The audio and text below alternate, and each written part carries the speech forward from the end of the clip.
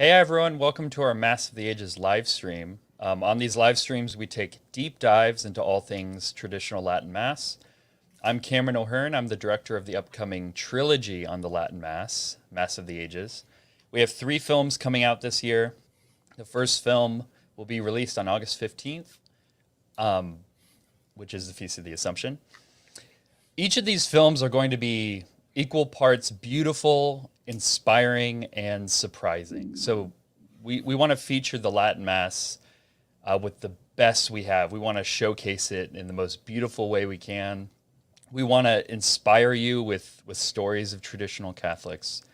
And we have some just compelling, sometimes heartbreaking stories that do that. And we also include investigation. Where did the new Mass come from? And all that. And it's a lot of surprising content. It was too much content to fit into one film. So now we're doing 3. We're doing a trilogy. The best way to hear about that is through our website, theliturgy.org. Click the Get Notified button and be a part of our mailing list. It's the best way to stay, to make sure you get access to the content. Because we'll also be doing a live premiere, and we want you to be a part of that on August 15th. Also, subscribe, share, be a good altar server, and ring that bell. You know what to do.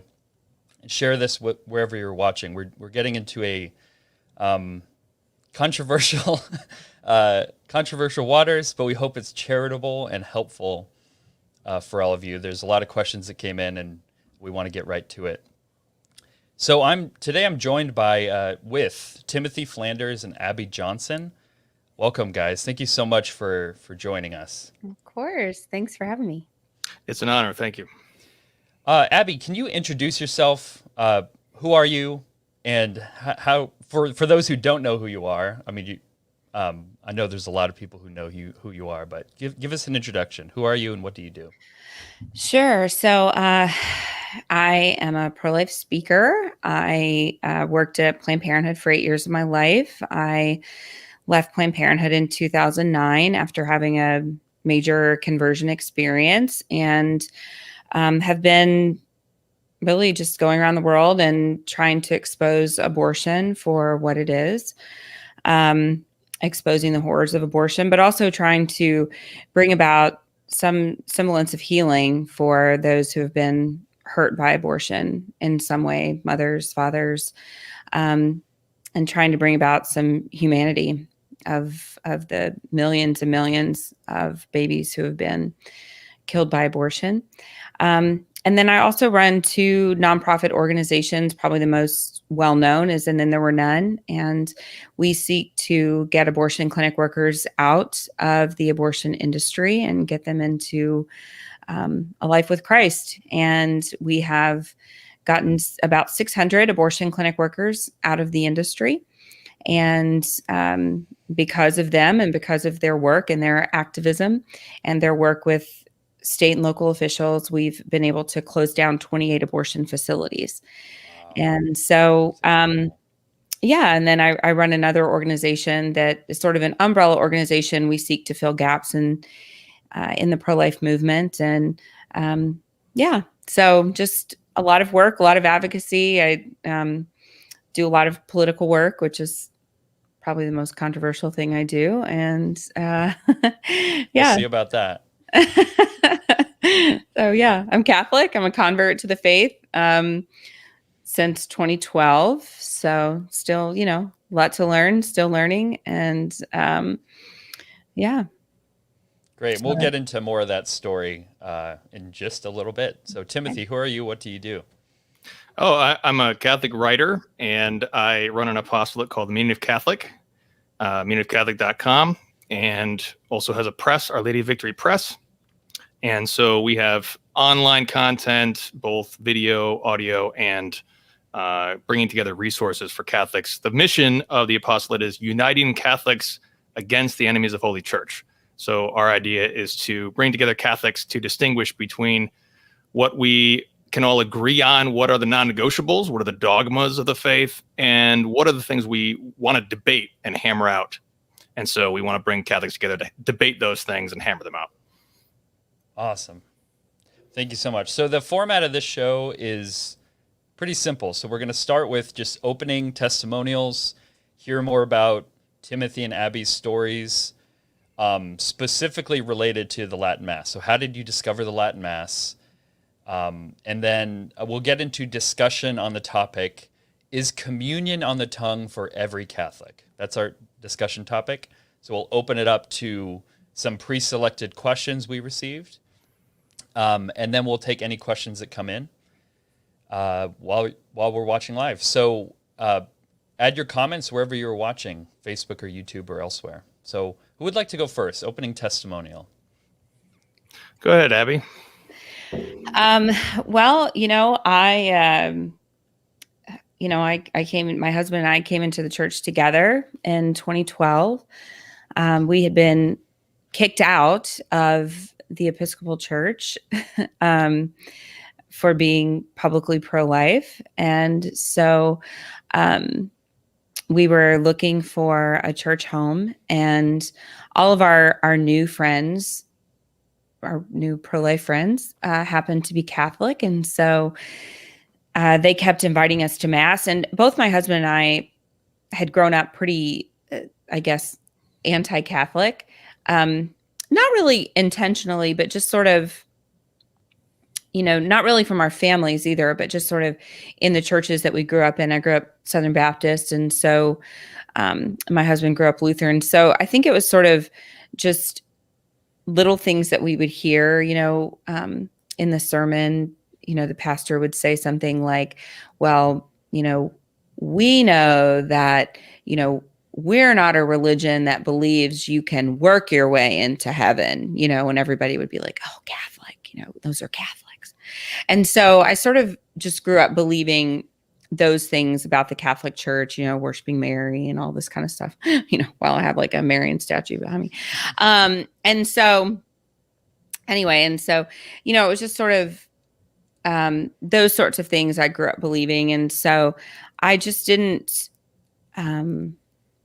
I shouldn't have a very good concept about the Catholic faith, but then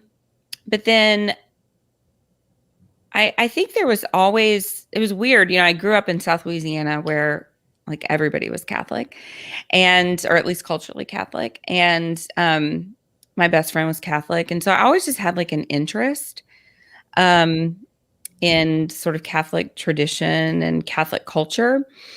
And when I was a kid, my mom says I was destined to be Catholic, because when I was a child, when I was in kindergarten, I would come home and I would turn on EWTN and Mother Angelica would be on.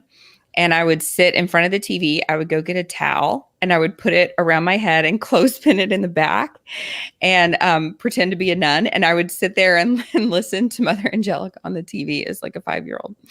And then the whole time, like my whole life, I just had sort of this fascination with everything surrounding Mary. And so I remember being in high school and asking our pastor, we do studies in the Protestant faith about, all of these strong women in the Bible, Ruth and Deborah and Sarah and all these women in the Bible. We never, ever, ever talk about Mary except one time during Christmas.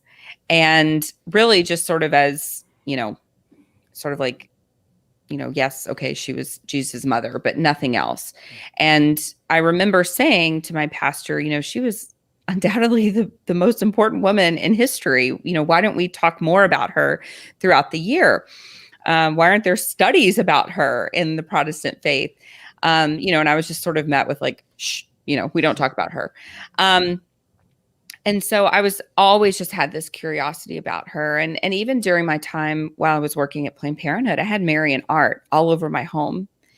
And so I think there was always this calling to me from the Blessed Mother that I just, I was hearing, but didn't really realize what it was.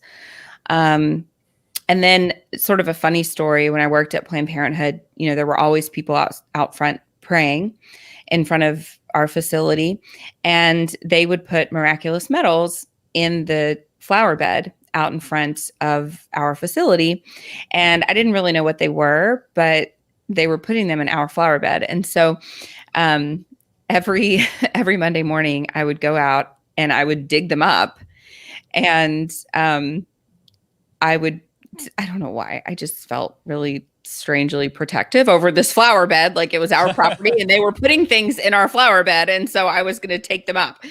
And so I would go and I would dig up all these miraculous medals and I would wash them off, and I didn't want to throw them away because it just didn't seem like the right thing to do. And so I started putting them in a bowl in my office in the abortion clinic.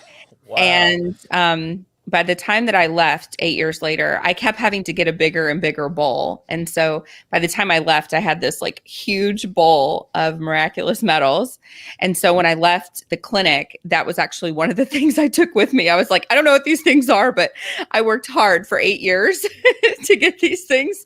And so I took this huge bowl with me. So I still have them. So when I go out and pray in front of clinics, I'll often take like a handful with me and I'll like stick them in the ground around the abortion clinic when I go pray. So I think there was always just a calling to me from our Blessed Mother. And so when we got kicked out of the Episcopal Church, all of our new friends were, saying, you should come to Mass. And I was like, I was like, okay, let's just go and we'll appease them and we'll say we hated it and then they'll leave us alone. And so we went, and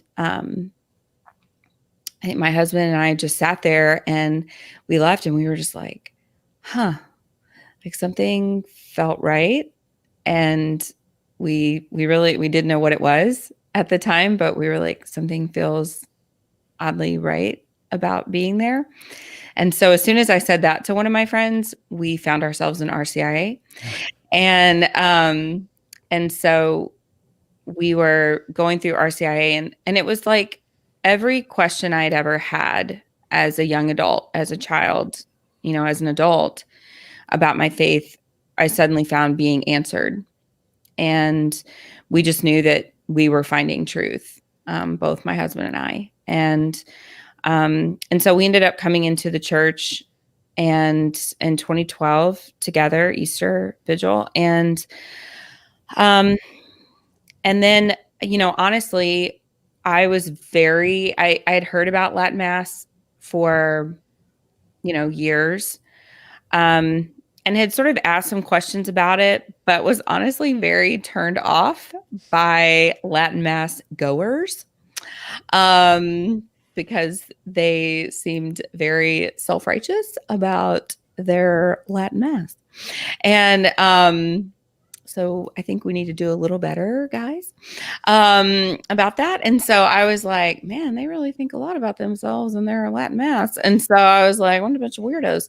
And so that was the reason I never wanted to go. I was like, they have really turned me off to this. Like, they obviously think they're the better Catholics. They obviously think they've got something better. And that just really turned me off to it. And so last year, my husband and I were really just sort of, we felt like we were just sort of like in a crisis of faith. I mean, we saw some things that were happening in the church that we just couldn't believe were happening. And we were just like, we felt like we were being called to something else, but not something else outside of the church. And we didn't really know what that meant. And so one day I was like scrolling on Twitter, and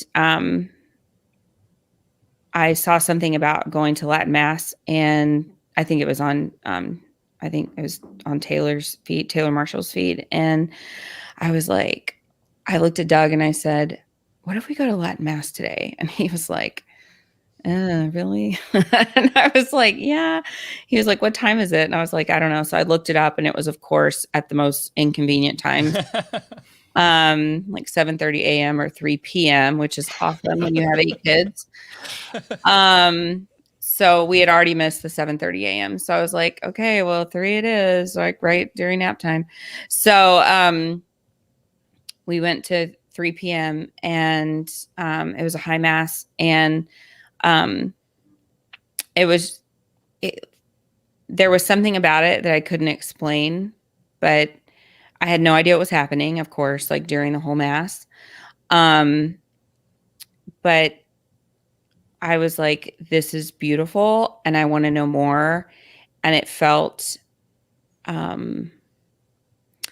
like something I'd been missing. It felt, and I've said this before, like it felt very masculine. It felt like what I had been desiring. And I didn't even know it. And even though I didn't know what was going on, it just felt so sacred. And so we just decided, okay, like this is what we're going to do now. And we're going to learn more. And we just felt like these are our people, like these are our people. We felt very welcomed actually, into the community. And so that's sort of just been, it's been a journey, for sure, and we're still learning. And, but yeah, it's definitely been, it's been something that we understood nothing about it. And there's still so much that we don't understand. But I feel like I'm always encouraging people who've never been to Latin Mass, just go. And you don't have to know what's taking place, but just go and just be a part of it. There's like so much I could say about that, but I realized that even there was one part where I was like, gosh, like I'm not participating in this at all. Like I'm just sitting here. Like, doesn't the priest need me to do something, And then I realized like, no, actually he doesn't need me to do anything, right? Like this is my part. Like I'm here to pray. Like I'm here to be a witness to what's taking place. Like, duh, this is what it's about.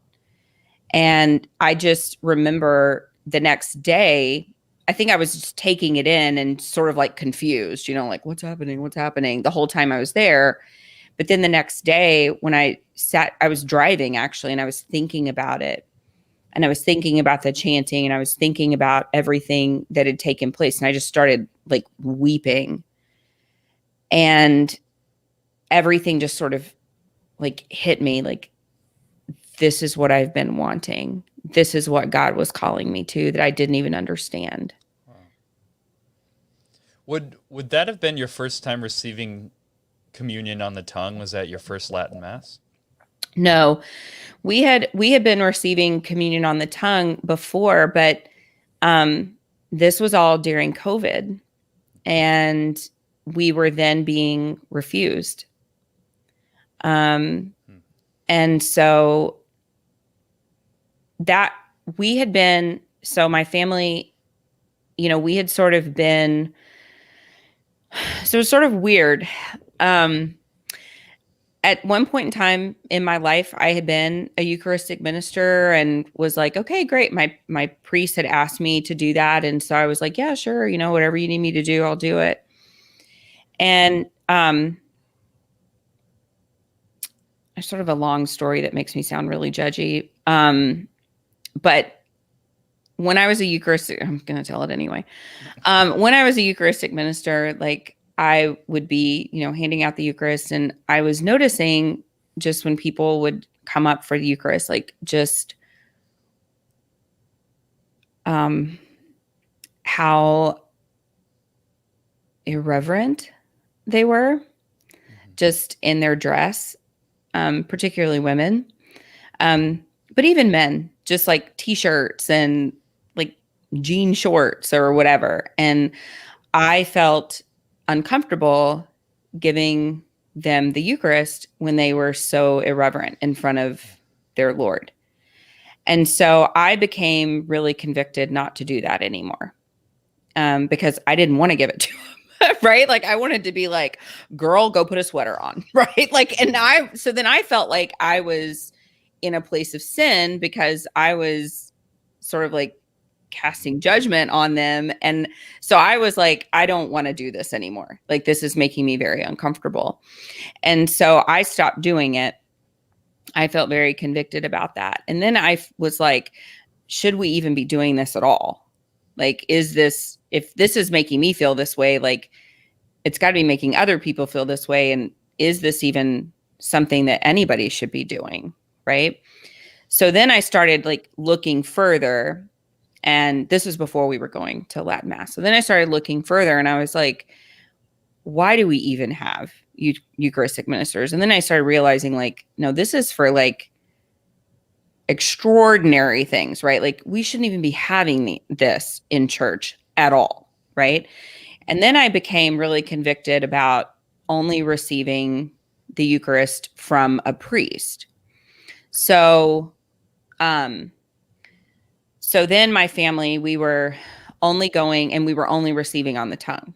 Okay. So we were like in regular Novus Ordo Mass, we were going around to the priest and we were only receiving on the tongue.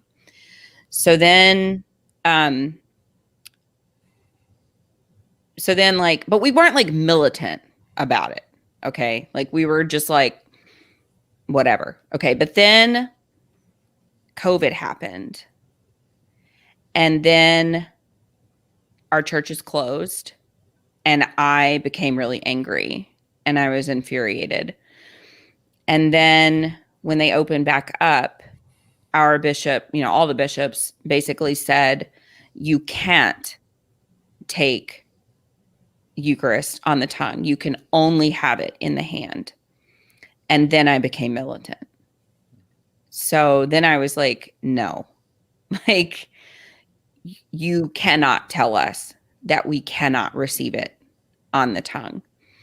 And so that's when my family and I became sort of really militant about it. And that was one of the things that we were angry, honestly, and we shouldn't have been angry. I mean, I realized like that was wrong for us to be so angry, but we were. I mean, I remember when the church opened back up, we were so excited. So we went back to our parish. This was before we were going to Latin Mass. We went back to our parish, and I told my kids, I was like, guys, I was like, listen, we were only at half capacity at that point. So I thought the church was going to be packed. So I told my kids, I said, we're going to go early. And I was planning to get there 20 minutes early, but then, 8 kids. So we were only there 10 minutes early. And so I told my kids, I said, guys, we're only here 10 minutes early. And so I had told my boys, I said, because they're crazy. And I said, we may have to sit outside. And I said, but even if we have to sit outside, it's still Mass. So you can't act like wild hooligans, right? So I had prepared them, everything. So we pull into the parking lot 10 till 11, and the parking lot was empty. There were 5 cars. Wow. And I was like, is my watch wrong? Like, did daylight savings happen? Like, I was like, what's going on here, And so we walk inside, and there were like 10 people there. And that first Mass back, there was a total of 16 people. Wow. Plus us, plus our 10. And I cried the whole Mass. And that was when I just was like, what has happened to the church? And our priest would go on and do these videos and basically discourage people from coming to Mass. And he would say, don't forget, you have dispensation, so you don't have to come to Mass. And I was on the pastoral council at that time. So, it's like that saying, like, you don't want to see how the sausage is made. You just want to eat it. I felt like I was seeing how the sausage was made. And I was so just infuriated at the fear and the lack of faith. And we were the youngest people. My husband and I'm 40, my husband's 42. Like, we were the youngest people at Mass that day. I mean, the people that were there, they were elderly. And I thought, well, of course, because they know what their faith is about, right? They're not afraid. And it was the young families. They weren't coming back to mass. And I was just, I was just like, what is going on here? And so, and then we couldn't receive the Eucharist. We were refusing, my kids, my husband and I, we were all refusing because we couldn't receive it on the tongue. And so that was when we were like, there has to be something different, but we knew it wasn't outside the Catholic Church. And that was when we first started going to Latin Mass. We went to Latin Mass and it was packed. People were in the narthex. People were in the overflow rooms. People were like sitting on each other's laps. Like it was packed. People starving for the Eucharist. Starving. That's what I hear. In another parish, it might be different where people, you can come back now, but they're not waiting at the door. They're not getting there 20 minutes early because they're not starving. We have to get there. Like if we want to sit together, we have to get there 30 minutes early. Wow. And then we were like, I mean, I just cried when I was able to receive the Eucharist again. Because I was like, oh my gosh, like I can finally receive it again. So Timothy, what would be a quick introduction to how did Timothy Flanders find the Latin Mass? And then I'm going to ask you a really tough question about communion in the hand. Great. You're ready. Excuse me. Well, thank you, Abby, for sharing the beautiful testimony. I love how Our Lady really drew you in. And I think you expressed the feelings of many in your anger and your sadness of the past year. As far as me, I was raised Protestant. I went through a lot of Protestant phases. I actually became Eastern Orthodox for a number of years, and then I came into communion with Rome. And I had always known about the Latin Mass because I was seeking a monastic vocation as a Benedictine monk at the time, but that was before I met my wife. And now 4 children later, I have we are attending the Latin Mass, and essentially it was just a number of years of study of the Latin text of the new Mass. So getting right into the actual text, not the abuses, but the actual text that was promulgated by Paul VI.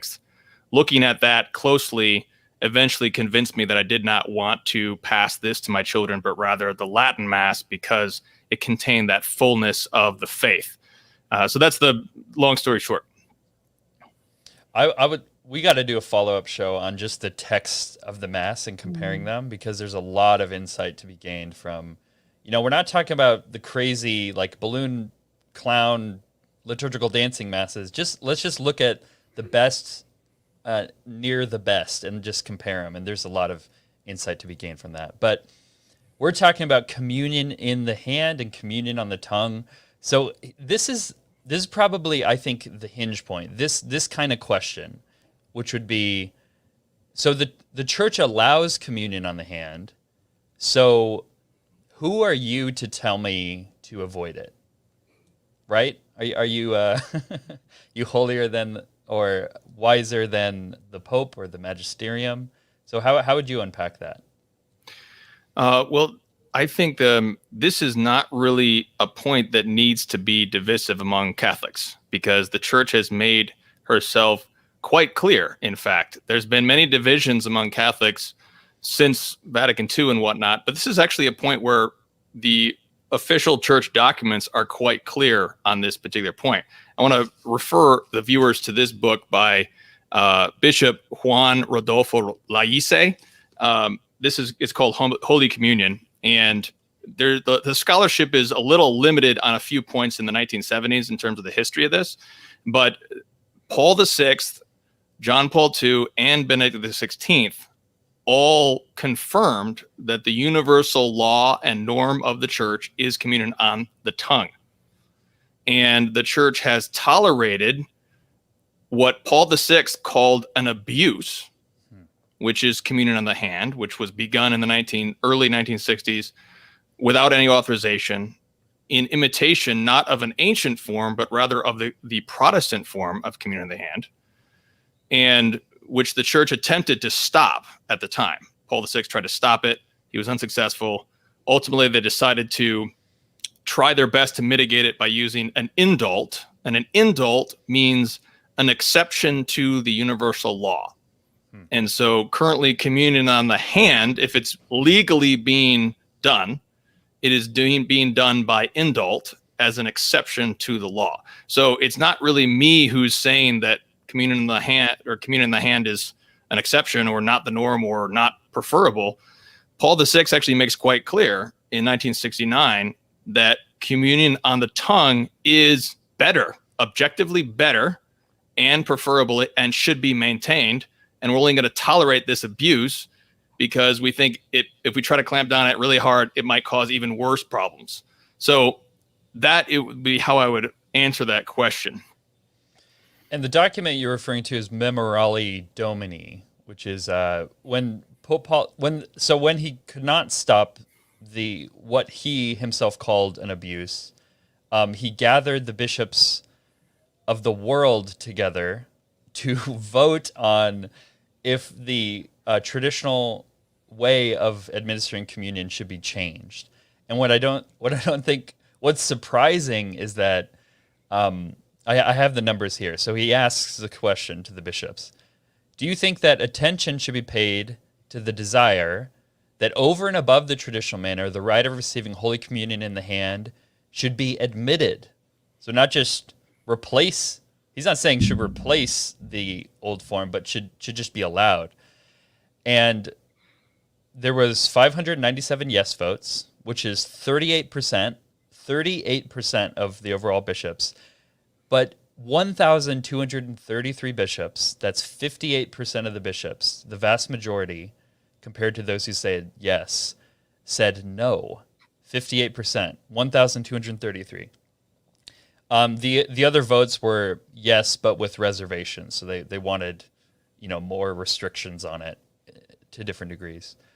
So the voting was really one-sided, actually. And I think that's what reconfirmed to Paul VI, this is the traditional manner, and it will not be changed. So it sounds like what you're saying, Timothy, is every time the church has officially spoken on it, it's been very clear the difference between communion on the tongue and communion on the hand. Yes, there's been multiple clarifications, which I can give all the references here in the show if you'd like. But there's been not only multiple documents produced, but there's been questions given to Rome officially that Rome has answered officially, to the extent that every single member of the Roman Rite Catholic Church has the right to receive on the tongue, and no bishop or priest can refuse it unless they're in a state of mortal sin or something like that, but not because of on the tongue. It cannot be done. It's illegal. And so any priest or bishop who is trying to impose that, even today, as they use, because there was a dubium sent in 2009 during the swine flu that actually made reference to the situation that we're in and said the same thing. But dubium being like a question or a set of questions? Yes. So the dubium, yes. So it's just an official asking to the official channel in Rome, should we impose communion in the hand because of the swine flu? And Rome said no. The faithful have the right to the communion on the tongue, which is the universal law. And so it's the same thing. So any bishop who is, I have to make bold to say this because this is all just official promulgated doctrine. This is not me talking. This is just Roman congregations and the popes, and everybody's been very clear on this. Any priest or bishop who says otherwise is rebelling against the universal law and what's been clarified again and again by the Holy See. That's really, really helpful. There's so many different angles we can take with this. One thing I don't think people realize is, and this is probably the most critical thing for me. I know people come to communion on the tongue from different directions, but for me, in high school, I was I was crazy. I was class clown type, I was in a lot of impure relationships and that kind of thing. And when when those relationships would end, it felt like my ground was crumbled under me. It felt like I didn't have my foundation. I was destroyed. But I found myself in adoration, and it was several different times. It wasn't just one time, on retreats and stuff. And this realization started to set in on me, was that everything I desire, every hope I have in the world can be found in that little white host. And I can put my face in the dust and adore the highest form of worship. I can adore Jesus Christ in the host and give all my love and affection to him present in the sacrament. It reminds me of a quote from Tolkien, who said, so J.R.R. Tolkien, author of Lord of the Rings, he said, "Out of the darkness of my life, so much frustrated, I put before you the one great thing to love on earth, the Blessed Sacrament. There you will find romance, glory, honor, fidelity, and the true way of all your loves upon earth." And when I found the Latin Mass, so end quote, this is me talking now. When I found the Latin Mass, I found a fitting home for that devotion. I found that, when you go to adoration, you have this, experience of, I can adore Jesus in person. I can look at him and adore him. It shouldn't be any different at Mass. At Mass, we should also, it's a prerequisite for receiving, according to Aquinas, is we should adore the real presence of Jesus. We should adore Christ. And when I went to my first Latin Mass, it was a simple low Mass, but I realized adoration was happening. And I was caught up in real worship of God, Almighty God, in the Eucharist. So I think that's a good background to understand what we're saying with, communion on the tongue, communion on the hand. This isn't about who's right, who's wrong, as much as it is about what gives more glory to God. And I want to pull up what I think is a surprising study that was done by this priest who, Father X, he wanted to estimate, because no one had done it in a very systematic way. Are there lost fragments when we receive? And what he did was, he conducted a study where you had people with a certain type of glove that didn't, it wasn't like felt gloves that would catch particles unnecessarily. It was just gloves that would act like a human hand. And he did, with unconsecrated hosts, 100 different, placing in the hands, and then the person would place the host in like a tray just to get the imprint, host in the hand, grabbing the host, host in the hand, grabbing the host. I don't know if you guys can see this clearly, but I'll read it. He said, "I conducted a study with two types of unconsecrated hosts to estimate the average number of visible fragments after communion in the hand. So receiving and handling 1 3/8 inch round whole wheat altar breads was associated with at least one fragment in 70 of 100 cases, with an average number of particles of 1.18. So what this means is the typical hosts that people receive, this is the kind of altar bread that's used at like 70% of parishes, might be 80%, and the size that's distributed. There is a lost particle on average of 1 out of every communion in the hand. So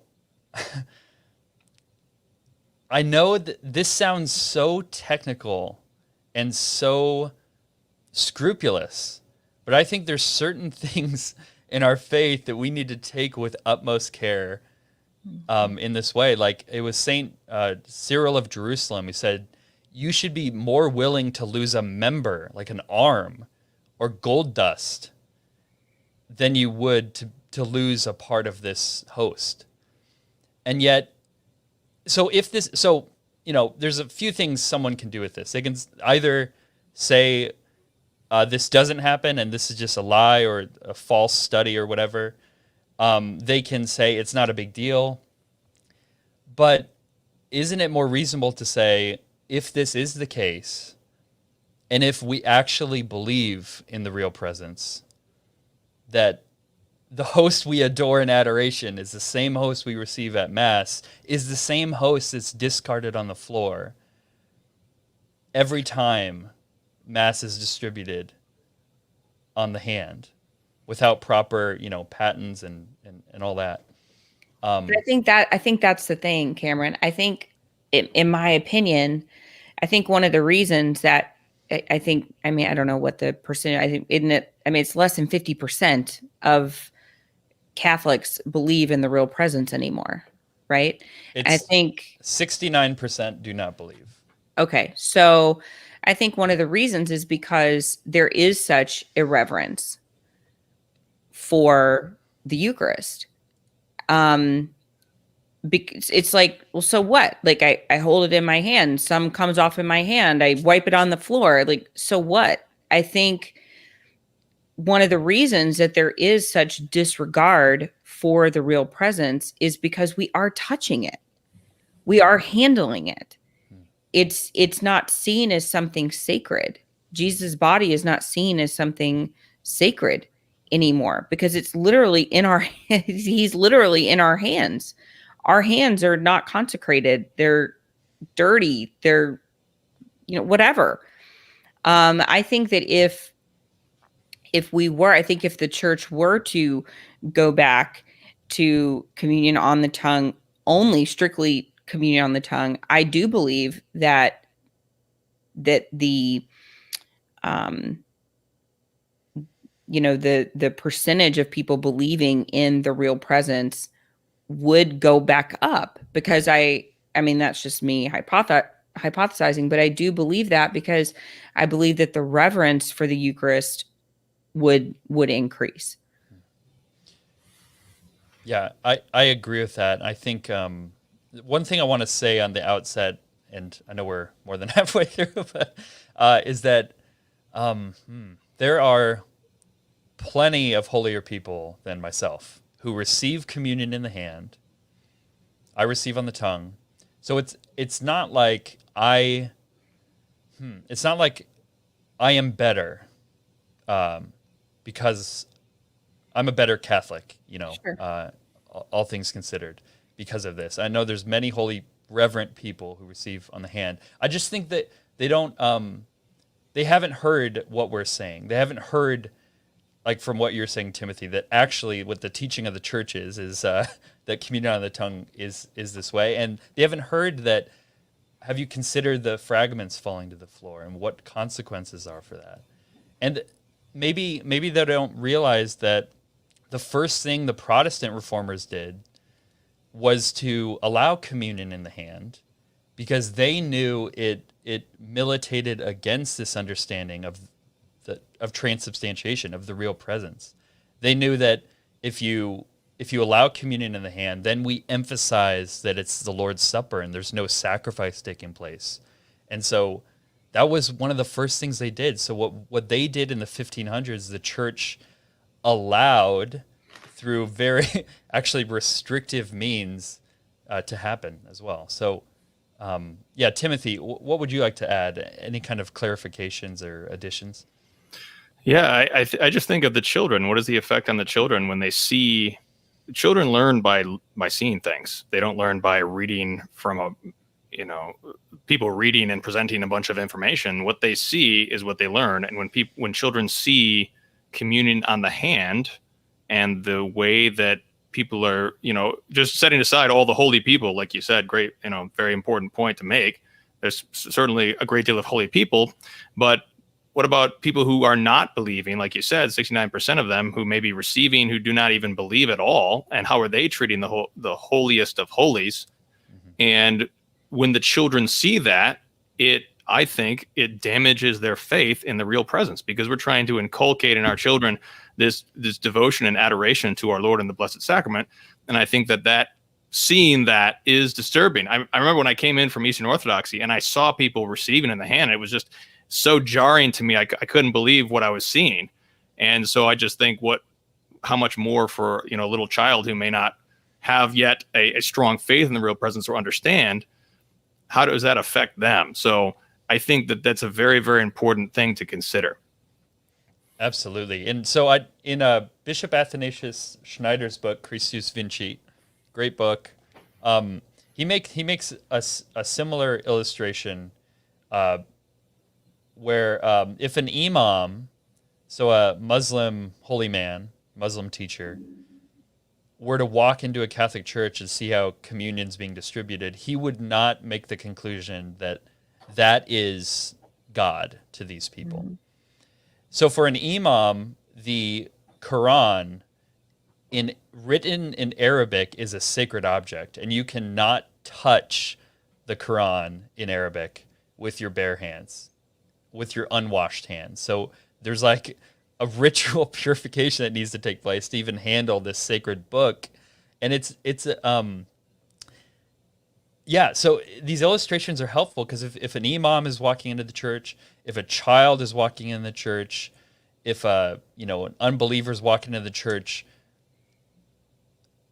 does it look like we practice what we preach? And that's something people need to consider. Maybe we've become a little desensitized to going to Mass every Sunday, Sunday after Sunday. You receive communion in the hand or on the tongue. Really, it's up to you.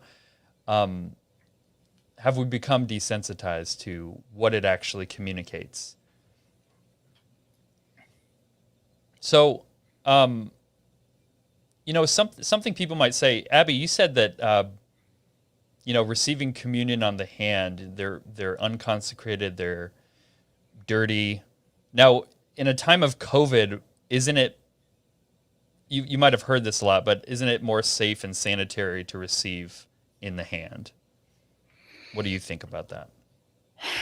I mean, I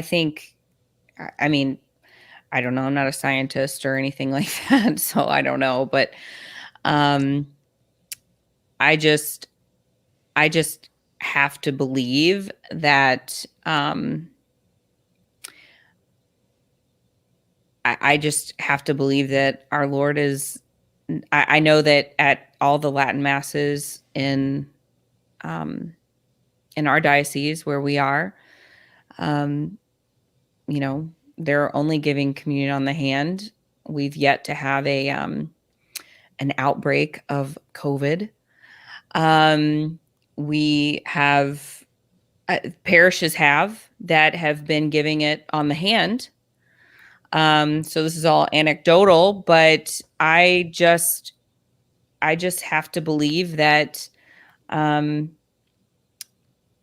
that when people are following, God's will I just have to believe that God is not going to cause some sort of super spreader event while people are distributing distributing the Eucharist on the tongue. I don't know. I just don't believe that God is going to cause some super spreader sort of event while priests are distributing our Lord.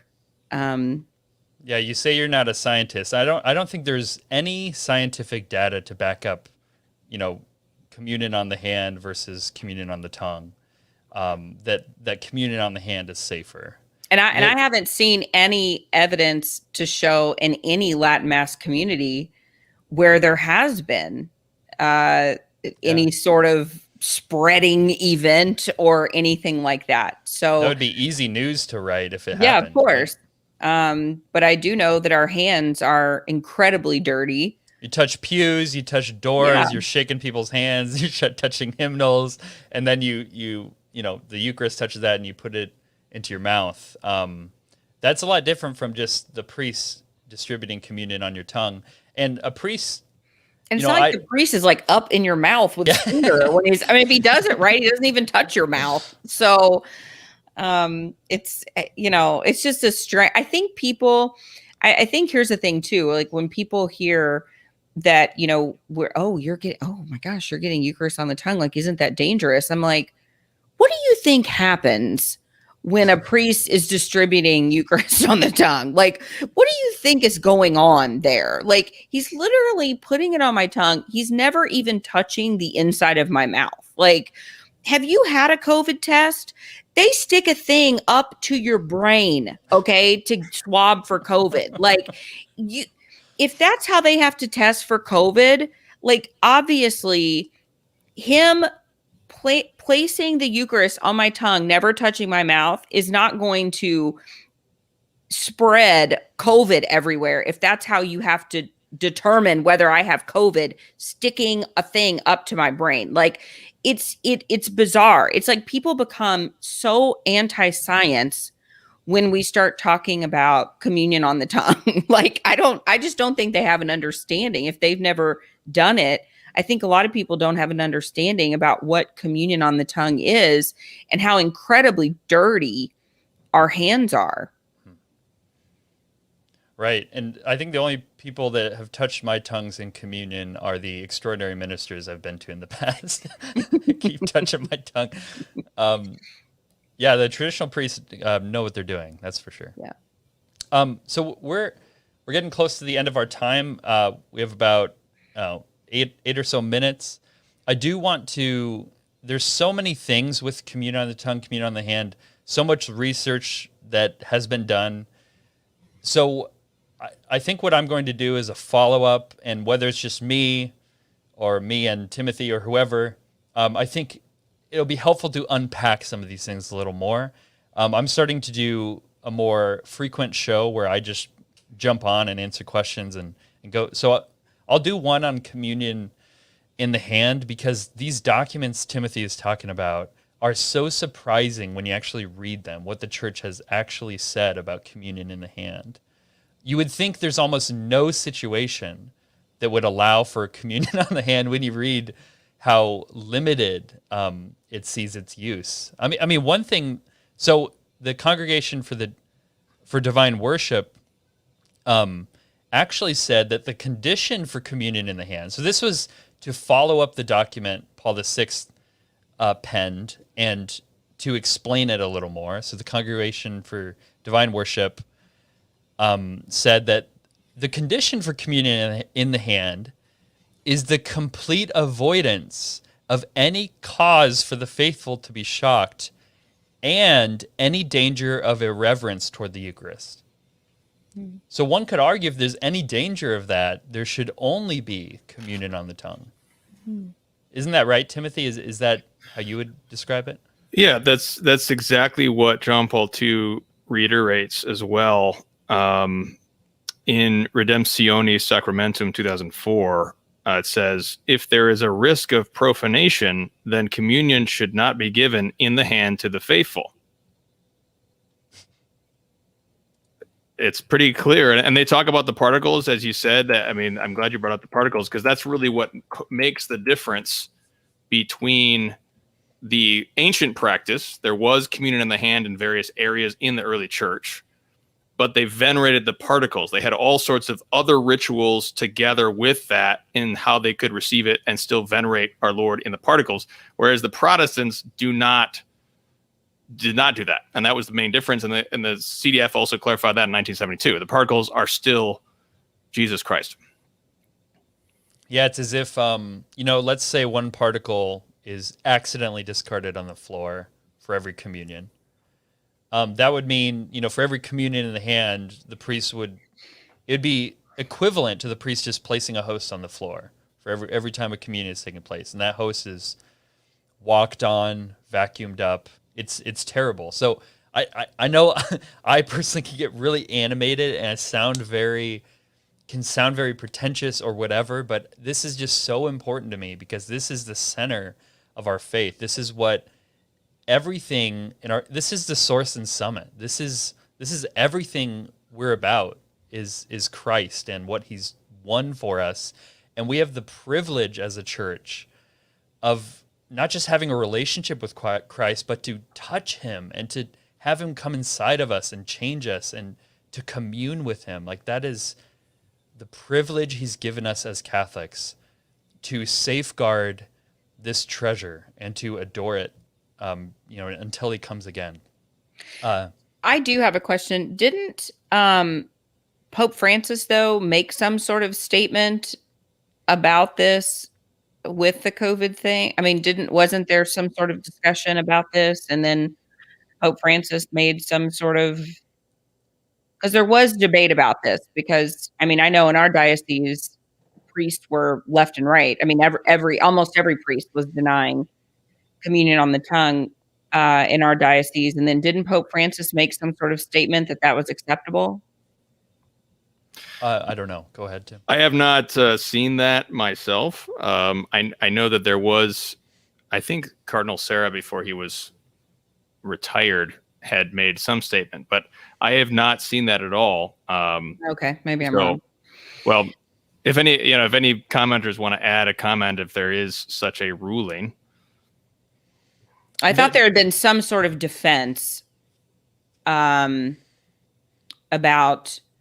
because it had been my understanding that that priests could not do this, that it was wrong for them to do this. And I thought there had been some sort of defense of them. So you're saying that there was something said from Pope Francis that disallowed communion on the tongue? Is that what you're saying? No. That basically defended priests denying communion on the tongue during COVID, because of COVID. So what I'm seeing, just as a cursory look, there was a controversy with Bishop Sticca, who had banned communion in the tongue, and the Congregation for Divine Worship under Archbishop Roche did say, quote, "In times of difficulty, bishops and episcopal conferences can give provisional norms which must be obeyed." So, which seemed to the allowing such a ban. But he also made reference to the circular letter of Cardinal Sarah, which doesn't appear to address that. That's just my research so far. Yeah, I guess. So I understand that would be in Bishop Sticca's diocese, since he has, the authority over that diocese, that he can make that exceptional case for his diocese, but that wouldn't. It sounds to me like that wouldn't affect the universal norm, even if it does have bearing. But so what is what is your because this is happening. I mean, this is happening all over the country. So where priests are denying communion on the tongue because of COVID. So do you guys have any sort of advice to, the laity who may be listening or watching? What do you recommend? Is there, something that a letter they should be writing? I mean, what could they do? My understanding is that, so the actual official letter from the Congregation of Divine Worship, November 13, 2020, does state that bishops and episcopal conferences can give provisional norms, even to the point to suspend whatever time might be required reception of Holy Communion on the tongue at the public celebration of Holy Mass. So what this is doing, at least the appearance of this, is confirming an abrogation of the universal law of the Church by means of a letter. So the argument then would run, after so many clarifications and confirmations of the universal law, is this enough to overturn that? So this would be a debate. But if you're just in terms of dealing with a situation, when I read and researched this, it seemed to me that many priests or even bishops may not be aware of all of the official documentation that exists. And so I am told that writing a letter to the bishop is the best way to address a bishop, as more formal and respectful, and maybe submitting to your bishop a letter expressing these various things that are rather official, I think I just want to emphasize that this is not at all some kind of, rad trad thing. This is like Paul VI, John Paul II, Benedict XVI. They've all confirmed the same thing. So it's not as if this is some kind of crazy reactionary, whatever thing to be dismissed. Right. And so writing a letter to that effect, respectfully to Your Excellency, I call your attention to XYZ. Perhaps that would have some effect, but it's a very difficult situation. Yeah, and I would just add, so I'll certainly do a follow-up show. I know a lot of questions have been coming in. We address some just in the manner of our discussion. I'll just put 2 documents up on the screen. I think it's helpful just to approach a priest or bishop in charity. Like you said, Timothy, writing would be good for a bishop, but if your parish priest denies you communion, just respectfully approach him. There's a couple documents, so I'll put them here. There's Memorare Domini, which was that first instruction we talked about, with the votes in it at the bottom, so you can read it for yourself. And then there was a follow-up document. I'm going to have to try my French. En réponse à la demande. That's pretty good. Not bad. A response to the demand from the Congregation for Divine Worship. And this is much clearer, like, well, what does this mean? So, for example, the following norms must therefore be respected. So this is very forceful language. The new manner of giving communion must not be imposed in a way that would exclude the traditional practice. Every time they've been talking about communion in the hand, it's always the exception. It's always the exceptional circumstance. And the communion on the tongue is kind of, in a sense, taken for granted. It's like, well, obviously, this is the traditional practice. But yeah, these 2 documents, I'll put them up again so you can find this yourself, Memorare Domini and En réponse à la demande. You can just search Sacred Congregation for Divine Worship and communion in the hand. That would probably find it for you. Great. So let's do this. I'm going to do a follow-up. Any more questions that come in, I'll do a follow-up, make sure, all these things get answered. But for right now, let's wrap up and let's have, Abby, why don't you plug whatever you want to plug? How can people get in touch with you and see what you're doing? Oh, yeah. Well, they can go to my website, abbyj.com, and I'm all over social media, Instagram and Facebook and Twitter and all of that. And then all of the other ones that people started, MeWe and all of those too. I'm on those too. Yeah. So watch my movie if you haven't, Unplanned. We hope that it's a tool for the pro-life movement to be used for many years. And I have a podcast called Politely Rude that people can listen to. We cover all kinds of stuff.